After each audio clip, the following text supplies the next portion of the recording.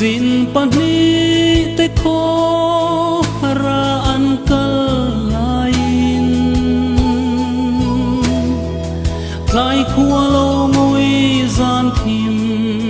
in anang do na isu an som lai khua var pui turin kan ne na om ta che khua at lai don ta e lai ni kola aliam don hi lai khua I var za ang e mau dai re anya sun ni aliam zan thim in minang si som tu te nar ngai lo la I suat chuan ti chuan an ne na chieng in om pui ta hamuan re thei to lo chu nu chia I an ne na chieng in om pui ta kan ne na om ta che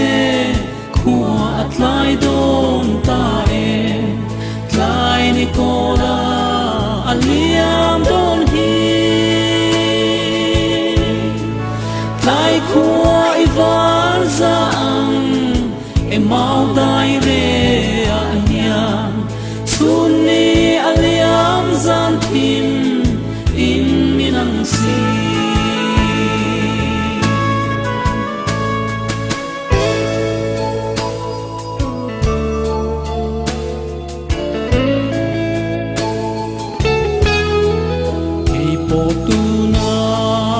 ka som chila isu ka khovel dam lai ni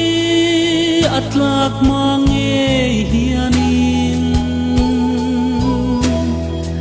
min om puin tlai kwa min var pui vela ka tharau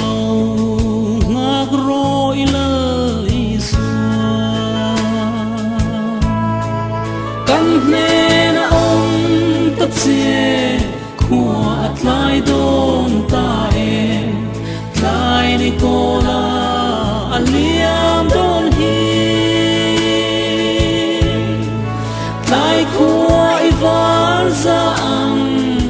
e mau dai re